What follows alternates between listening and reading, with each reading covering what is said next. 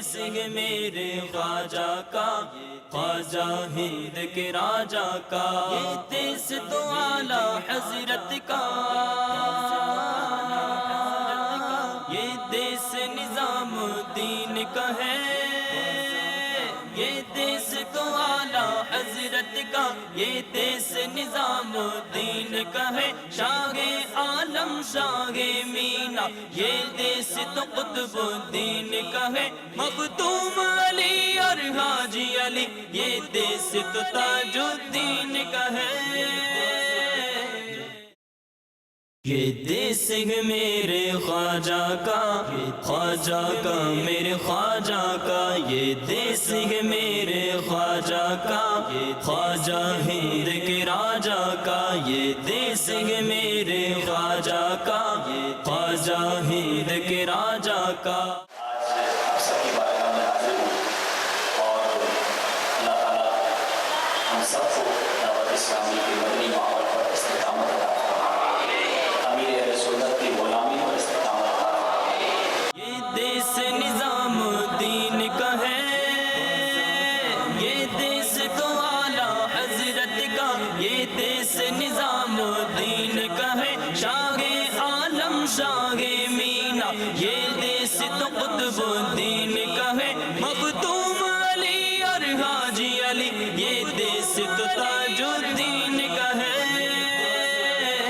یہ شان ہے میرے خواجہ کی، یہ شان ہے میرے خواجہ کی، یہ شان ہے میرے خواجہ کی، یہ شان ہے میرے خواجہ کی، خواجہ کی میرے خواجہ کی، یہ شان ہے میرے خواجہ کی، خواجہ کی میرے خواجہ کی، یہ شان ہے میرے خواجہ کی، یہ شان ہے میرے خواجہ کی، یہ شان ہے میرے خواجہ کی، یہ شان ہے میرے خواجہ کی، یہ شان ہے میرے خواجہ کی، بے خوف خدا کا نام لیا، یہ شان ہے میرے خواجہ کی، بے خوف خدا کا نام لیا، یہ شان ہے میرے خواجہ کی، اسلام کا یوں پرچار کیا، اسلام کا یوں پرچار کیا، یہ شان ہے میرے خواجہ کی، یہ شان ہے میرے خواجہ کی، یہ شان ہے میرے خواجہ کی، یہ شان ہے میرے خواجہ کی، یہ شان ہے میرے خواجہ کی، خواجہ کی میرے خواجہ کی، یہ شان ہے میرے خواجہ کی، خواجہ کی میرے خواجہ کی، یہ شان ہے میرے خواجہ کی، یہ شان ہے میرے خواجہ کی، یہ شان ہے میرے خواجہ کی، یہ شان ہے میرے خواجہ کی، یہ شان ہے میرے خواجہ کی، جے پالی وہ جوگی جادوگر خواجہ کے قدموں میں گر کر، جے پالی وہ جوگی جادوگر خواجہ کے قدموں میں گر کر، رو رو کے توبہ کرنے لگا، رو رو کے توبہ کرنے لگا، یہ شان ہے میرے خواجہ کی، یہ شان ہے میرے خواجہ کی، یہ شان ہے میرے خواجہ کی، یہ شان ہے میرے خواجہ کی، یہ شان ہے میرے خواجہ کی، خواجہ کی میرے خواجہ کی، یہ شان ہے میرے خواجہ کی۔ میٹھے میٹھے اور پیارے پیارے اسلامی بھائیوں اور مدنی چینل کے ناظرین، الحمدللہ عز و جل دعوت اسلامی کے ہفتہ وار سنتوں بر اجتماع ہر جمعرات کی رات دنیا کے سینکڑوں ہزاروں مقامات پر ہوتے ہیں، الحمدللہ ثم الحمدللہ۔ آج دعوت اسلامی کے ہفتہ وار اجتماع میں ہند کے شہر بمبئی اور بمبئی کے فیضان مدینہ میں ہماری حاضری ہے۔ اللہ کریم ہم سب کا جمع ہونا اپنی بارگاہ میں قبول فرمائے۔ الحمدللہ دعوت اسلامی کے مراکز دنیا بھر میں بنتے چلے جا رہے ہیں، اور آج مدنی چینل کے ناظرین جس فیضان مدینہ کو دیکھ رہے ہیں، یہ فیضان مدینہ بمبئی میں موجود ہے، اور الحمدللہ اس شہر کو قبلہ شیخ طریقت امیر اہل سنت اولیاء کرام کی محبت سے سرشار شخصیت حاجی علی نگر کے نام سے پکارتے ہیں کہ یہاں حاجی علی رحمۃ اللہ تعالی علیہ کا مبارک مزار فائز الانوار موجود ہے۔ اللہ تعالی ہم سب کو اولیاء کرام کی محبتوں سے منور اور سرفراز فرمائے۔ آج ہم میں سے بہت سارے ایسے اسلامی بھائی ہوں گے کہ جو تکلیف آتی ہے، جب ہاتھ تنگ ہو جاتا ہے، جب کوئی پریشانی آتی ہے تو شکوہ، شکایت، واویلا۔ اے میرے میٹھے اسلامی بھائیوں، شاعر کہتا ہے نا، زباں پر شکوائے رنج و الم لایا نہیں کرتے، زباں پر شکوائے رنج و الم لایا نہیں کرتے، نبی کے نام لیوا غم سے گھبرایا نہیں کرتے۔ تکلیف آ جائے، پریشانی آ جائے، تنگی آ جائے تو صبر کیا جاتا ہے، اور بعض اوقات بہت کچھ ہوتا ہے پھر بھی ہاتھ تنگ ہو جائے تو لوگ واویلا کرتے ہیں، فریج بھرے ہوئے ہوتے ہیں، پیسے بہت ہوتے ہیں، تھوڑا سا نقصان ہو جائے تو موڈ آف ہو جاتا ہے، سب کو بتاتے ہیں۔ مثال کے طور پہ کسی کا موبائل فون غائب ہو جائے یا خراب ہو جائے یا چوری ہو جائے، سب کو بتاتا ہے میرا موبائل فون کھو گیا، موبائل فون چوری ہو گیا۔ تکلیف آئی سب کو بتانا ہے، سر میں بہت درد ہے، پیٹ میں بہت تکلیف ہے، آج کل کاروبار بڑا مندہ ہے۔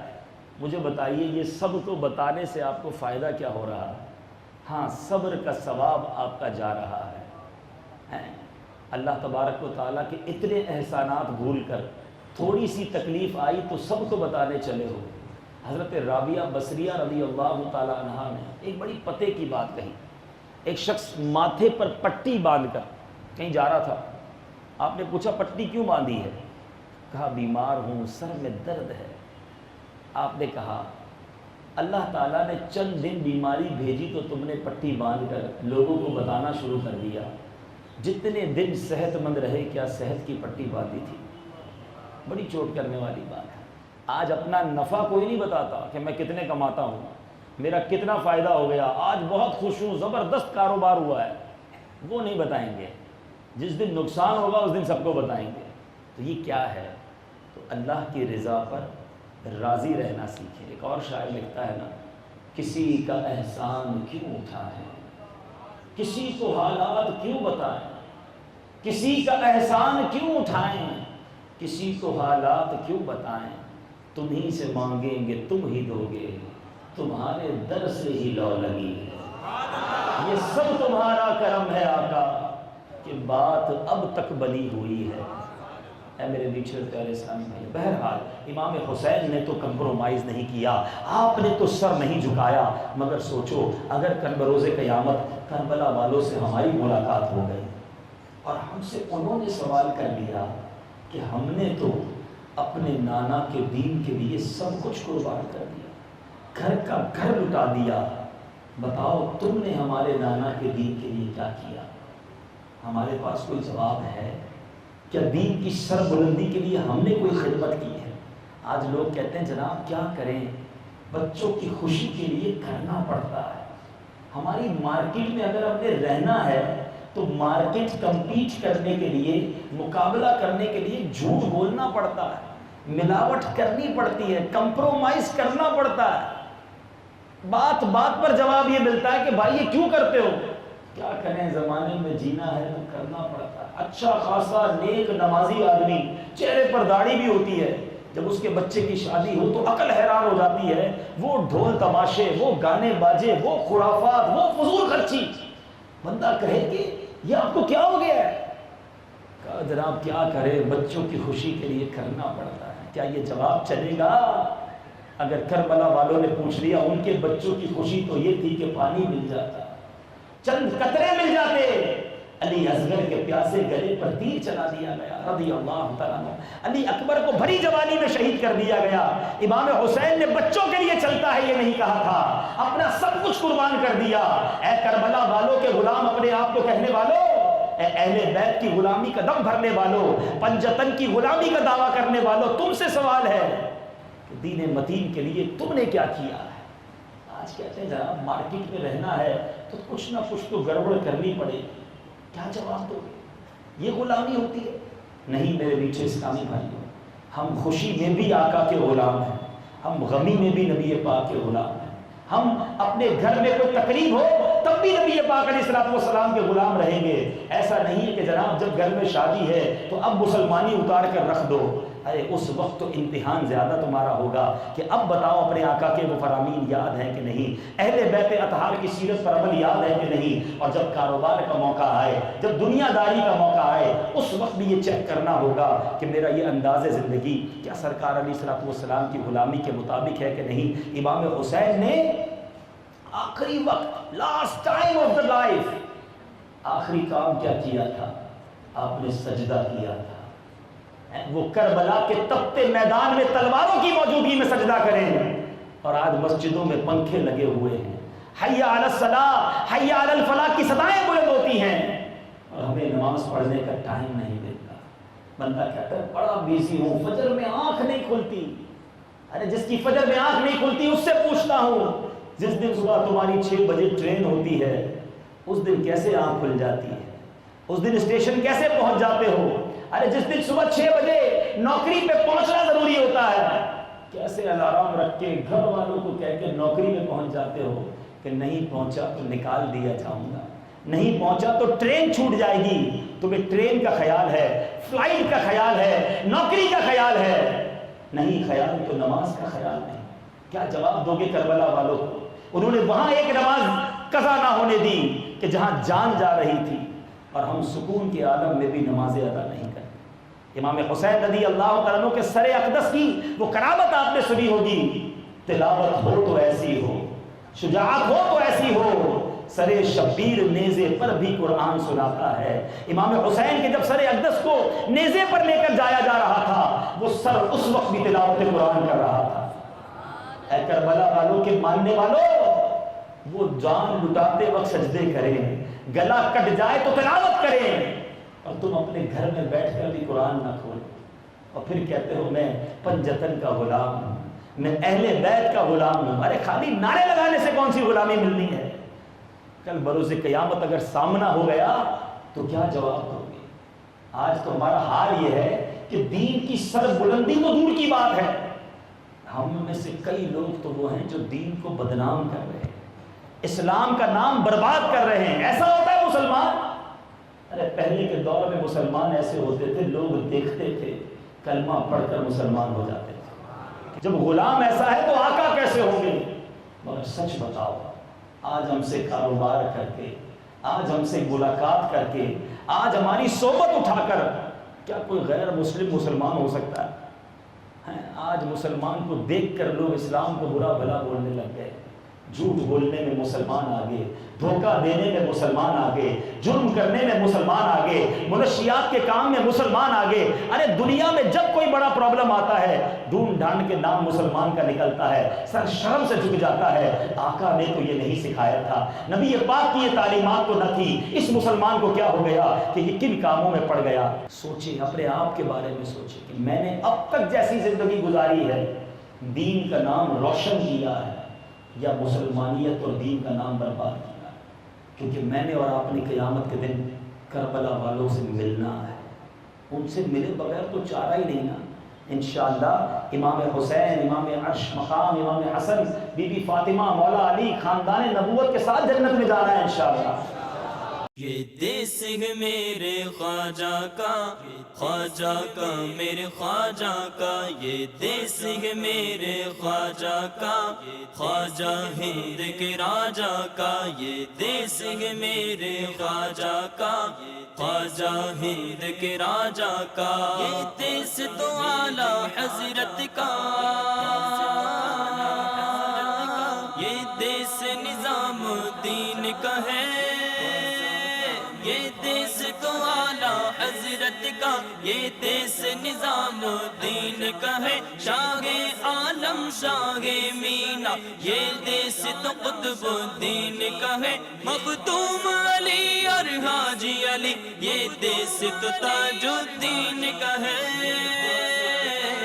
دیس ہے میرے خواجہ کا، خواجہ کا میرے خواجہ کا، یہ دیس ہے میرے خواجہ کا، خواجہ ہند کے راجہ کا، یہ دیس ہے میرے خواجہ کا، خواجہ ہند کے راجہ کا، یہ دیس ہے میرے خواجہ کا، خواجہ ہند کے راجہ کا، یہ دیس تو اعلی حضرت کا،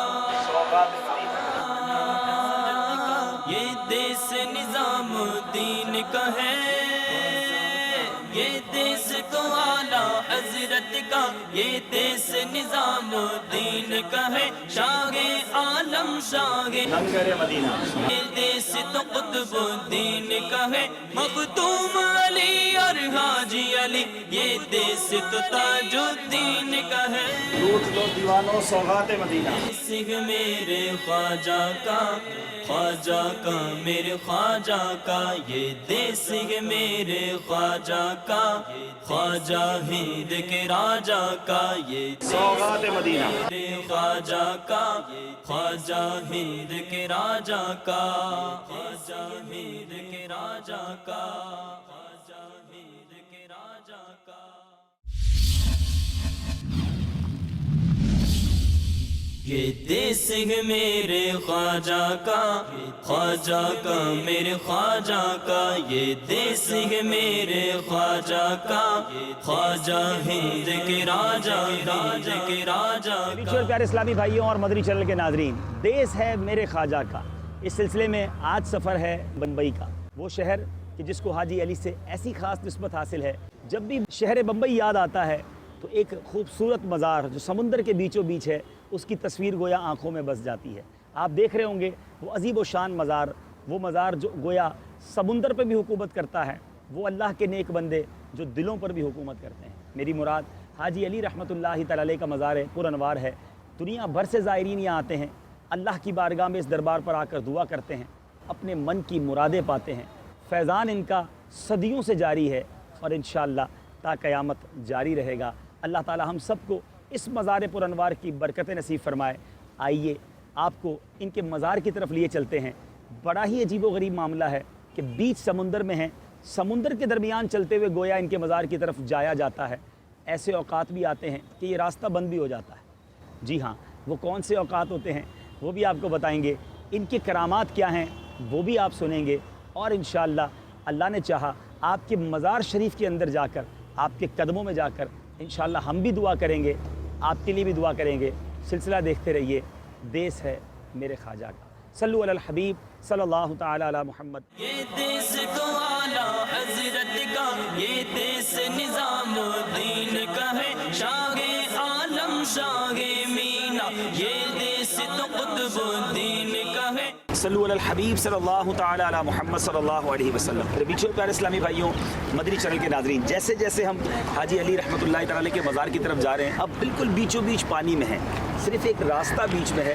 اور مزے کی بات یہ ہے کہ پانی کے مد و جزر کے وقت، یعنی جب پانی کے چڑھائی کا وقت آتا ہے، اور جو لوگ یہ سمندری معاملات جانتے ہیں کہ یہ قمری تاریخ سے، یعنی جب چاند کی 12، 13، 14، 15، 16 یہ جو ڈیٹس ہوتی ہیں اس میں پانی بہت زیادہ اوپر کی طرف آتا ہے، تو بتانے والے بتاتے ہیں کہ تقریباً 3 دن مہینے میں ایسے آتے ہیں کہ جس میں کبھی 1 گھنٹے کے لیے، کبھی 2 گھنٹے کے لیے، کبھی رات میں اور کبھی دن میں پانی یہاں پر اتنا آ جاتا ہے کہ پھر یہ راستہ بھی بند ہو جاتا ہے، اس قدر پانی اوپر آ جاتا ہے۔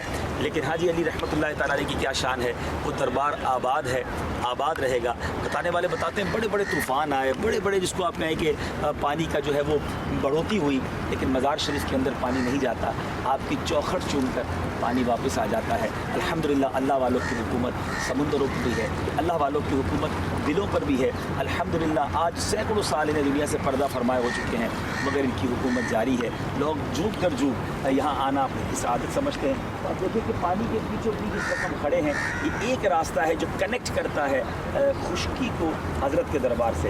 تو آئیے اسی راستے کو بھی دیکھتے جائیے، درود پاک بھی پڑھتے جائیے، اور اب ہم مزار شریف کی طرف روانہ ہوتے ہیں۔ صلو علی الحبیب صلی اللہ تعالی علی محمد صلی اللہ علیہ وسلم۔ مختوم علی اور حاجی علی یہ دیس تو تاج الدین کا ہے دیسنگ میرے خواجہ کا میرے خواجہ کا یہ دیسنگ میرے خواجہ کا خواجہ ہند کے راجہ کا خواجہ ہند کے راجہ کا۔ الحمدللہ رب العالمین والصلاة والسلام علی سید المرسلین، اما بعد فاعوذ باللہ من الشیطان الرجیم، بسم اللہ الرحمن الرحیم۔ الصلاة والسلام علیکہ یا رسول اللہ وعلی آلکہ واصحابکہ یا حبیب اللہ، الصلاة والسلام علیکہ یا نبی اللہ وعلی آلکہ واصحابکہ یا نور اللہ۔ میرے میٹھے اور پیارے اسلامی بھائیوں اور مدنی چینل کے ناظرین، الحمدللہ عز و جل آج اس دربار میں حاضر ہیں کہ جو کسی تعارف کے محتاج نہیں ہیں۔ ویسے تو ہند کے ایک شہر میں ان کا مزار ہے، مگر ایسا لگتا ہے کہ کروڑوں دلوں میں ان کی جگہ ہے۔ جی ہاں، میری مراد حاجی علی رحمۃ اللہ تعالی علیہ کی ذات والا تبار سے ہے۔ الحمدللہ آج ان کے دربار میں حاضر ہیں۔ بیچوں بیچ سمندر میں وہ دربار ہے، وہ حکومت ہے کہ جو دیکھنے سے تعلق رکھتی ہے۔ الحمدللہ اولیاء کرام کی شان ہی نرالی ہے، اور فضائل اولیاء میں سبحان اللہ آیات قرآنی بھی ہیں، احادیث کرام بھی ہیں۔ اولیاء کرام کا مرتبہ کس قدر بلند و بالا ہے۔ قرآن مجید فرقان حمید میں اللہ تبارک و تعالی ارشاد فرماتا ہے، الا ان اولیاء اللہ لا خوف علیہم ولا هم یحزنون الذین آمنوا وکانوا یتقون۔ ترجمہ کنز الایمان، سن لو بے شک اللہ کے ولیوں پر نہ کچھ خوف ہے نہ کچھ غم، وہ جو ایمان لائے اور پرہیزگاری کرتے ہیں۔ مفسر شہیر خلیفہ اعلیٰ حضرت علامہ مولانا مفتی نعیم الدین مراد آبادی علیہ رحمۃ اللہ الہادی اس آیت مبارکہ کے تحت فرماتے ہیں، ولی اللہ وہ ہے جو فرائض سے قرب الہی حاصل کرے اور اطاعت الہی میں مشغول رہے، اور اس کا دل نور جلال الہی کی معرفت میں مستغرق ہو۔ جب دیکھے دلائل قدرت الہی کو دیکھے، جب سنے اللہ کی آیتیں ہی سنے، اور جب بولے تو اپنے رب کی پاکی ہی بیان کرے، اور جب حرکت کرے طاعت الہی میں حرکت کرے، اور جب کوشش کرے اسی امر میں کوشش کرے جو ذریعہ قرب الہی ہو، اور اللہ عز و جل کے ذکر سے نہ تھکے، دل کی آنکھوں سے خدا کے سوا غیر کو نہ دیکھے۔ یہ صفت اولیاء کی ہے۔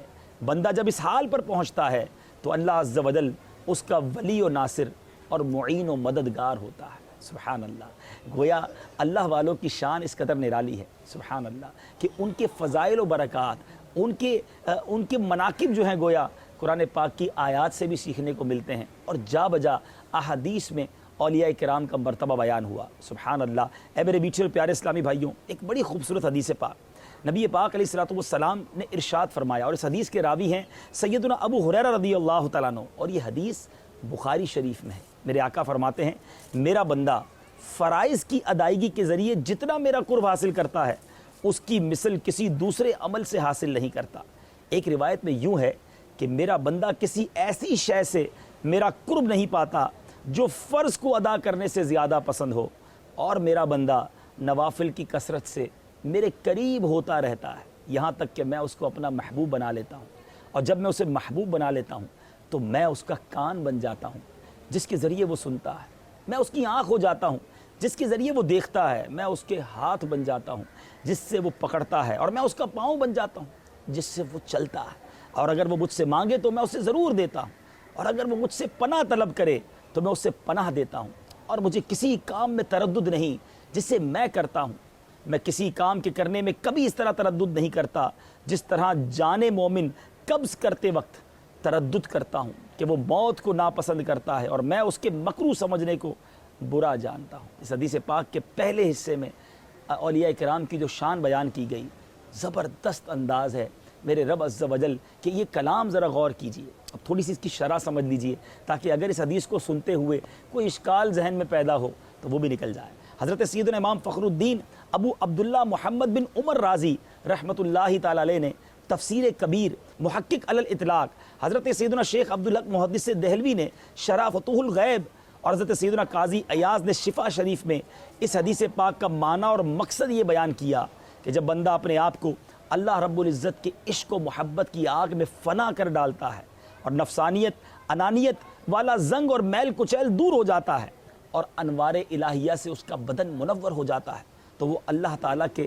انوار ہی کی بدولت دیکھتا ہے، اور پھر انہی کی بدولت سنتا ہے، اس کا بولنا انہی انوار کے ذریعے سے ہے، اور اس کا چلنا پھرنا پکڑنا مارنا اسی کی طرف سے ہوتا ہے۔ حضرت سیدنا امام رازی علیہ رحمۃ اللہ الوالی کے مبارک الفاظ میں حدیث قدسی کا معنی اور منصب محبوبیت کی عظمت کا بیان سنیے۔ آپ فرماتے ہیں، اللہ رب العزت کا نور جلال جب بندہ محبوب کے کان بن جاتا ہے تو وہ ہر آواز کو سن سکتا ہے، نزدیک ہو یا دور۔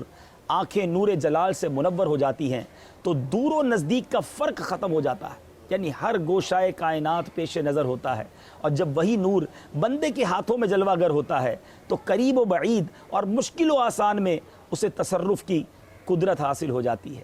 اور یہ بات کیسے ہوتی ہے، یہ کیسے پاسبل ہے کہ اللہ کے نور سے بندہ دیکھے، اس کا چلنا پھرنا اٹھنا بیٹھنا پکڑنا یہ سارے معاملات انوار الہیہ سے ہوں، اس کی مثالیں بھی موجود ہیں اور مثالیں بھی احادیث میں موجود ہیں۔ امیر المومنین سیدنا عمر فاروق اعظم رضی اللہ تعالیٰ عنہ نے، اے میرے میٹھے اسلامی بھائیوں، ایک موقع پر حضرت ساریہ رضی اللہ تعالیٰ عنہ اور ان کے لشکر کو نہاوند کے مقام پر مدینہ منورہ سے 1400 میل کی مسافت سے دشمنوں کے گھیرے میں آتے دیکھ کر فوراً رہنمائی فرمائی تھی اور ارشاد فرمایا، یا ساریۃ الجبل، یعنی اے ساریہ پہاڑ کا خیال کرو۔ ادھر حضرت امیر المومنین نے آواز لگائی اور حضرت ساریہ نے اس آواز کو سن کر اپنے آپ کو دشمن سے بچا لیا۔ آج تو موبائل فون کا دور ہے، سیٹلائٹ کا دور ہے، آواز دنیا کے ایک کونے سے دوسرے کونے میں پہنچانا بڑا آسان ہے۔ دیکھیں نا، میں اس وقت ممبئی میں بیٹھا ہوں اور آپ شاید اپنے گھر میں یہ سلسلہ دیکھ رہے ہیں۔ اب یہ ٹیکنالوجی کا دور ہے، مگر اس وقت آلموسٹ 1400 کلومیٹرز کا ڈسٹنس ہے، مگر حضرت عمر فاروق کی آواز کا وہاں تک پہنچنا، حضرت ساریہ کا سن لینا، اس پر ریئیکٹ کرنا اور اس برکت سے مسلمانوں کا وہ جنگ کو جیت جانا، اے میرے میٹھے اسلامی بھائیوں، یہ ہے نور الہی سے دیکھنا، یہ ہے نور الہی سے سننا۔ تو بہرحال آج اللہ کے ایک ولی کے دربار میں حاضر ہیں۔ آپ کی کرامتوں کا سلسلہ آج بھی جاری ہے، آج بھی دکھی دل، پریشان، بیمار، مصیبت زدہ یہاں پر آتے ہیں، اللہ رب العزت کی بارگاہ میں اس نیک بندے کا، اللہ کے اس ولی کا صدقہ پیش کرتے ہیں، اور رب العالمین اپنے اس ولی کے صدقے کئی دکھیاروں پریشان حالوں کی مدد فرماتا ہے، ان کی مشکلیں حل ہو جاتی ہیں۔ یاد رکھیں، اولیاء کرام کے دربار میں آ کر جو حاضری دے کر دعا کی جاتی ہے، بیسیکلی وہ رب عز و جل سے مانگا جاتا ہے، ان کا وسیلہ پیش کیا جاتا ہے اور ان کی برکت سے ہمیں یہ حاصل ہوتی ہے۔ صلو علی الحبیب صلی اللہ تعالی علی محمد صلی اللہ علیہ وسلم۔ یہ دیس تو اعلیٰ حضرت کا، یہ دیس نظام الدین کا ہے، شاہ عالم شاہ مینا، یہ دیس تو قطب الدین کا ہے، مختوم علی اور حاجی علی، یہ دیس تو تاج الدین کا ہے۔ دیس میرے خواجہ کا، خواجہ کا میرے خواجہ کا، یہ دیس میرے خواجہ کا، خواجہ ہند کے راجہ کا۔ تذکرہ ہو رہا تھا حاجی علی رحمۃ اللہ تعالیٰ علیہ کا، سلسلہ ہے دیس ہے میرے خواجہ کا۔ اس سلسلے میں مختلف ہند کے مزارات اولیاء کے آپ مناظر بھی دیکھیں گے، اور اگلے سلسلوں میں انشاءاللہ ہم مزید فضائل اولیاء بھی سنیں گے۔ یاد رہے کہ ولایت جو ہے یہ اللہ کی عطا ہے۔ کرامات کا سلسلہ تو آپ کا آج بھی جاری ہے، لیکن آپ کی زندگی میں بھی ایک واقعہ بڑا مشہور ہے کہ آپ ایک جگہ سے گزرے، ایک عورت جو ہے غم زدہ تھی، رو رہی تھی، آپ نے پوچھا کیوں رو رہی ہو، یہ مزار بیچ میں کیوں بنایا گیا، کیا بمبئی والوں نے ایسا کیا تھا یا کچھ اور واقعہ تھا؟ آئیے بتاتے ہیں۔ بڑا ہی عجیب و غریب واقعہ ہے۔ یاد رہے یہ بحر عرب ہے، عربین سی ہے، اور آپ نے یہ وصیت کی تھی، مولاي صل وسلم دائما ابدا۔ کیا بات عالیہ کی ہے، مختوم علی اور حاجی علی، یہ دیس ہے میرے خواجہ کا، خواجہ ہند کے راجہ کا، یہ دیس تو اعلیٰ حضرت کا، یہ دیس نظام الدین کا ہے، یہ دیس تو اعلیٰ حضرت کا، یہ دیس نظام الدین کا ہے، شاہ عالم شاہ مینا، یہ دیس تو قطب الدین کا ہے، مختوم علی اور حاجی علی، یہ دیس تو تاج الدین کا ہے۔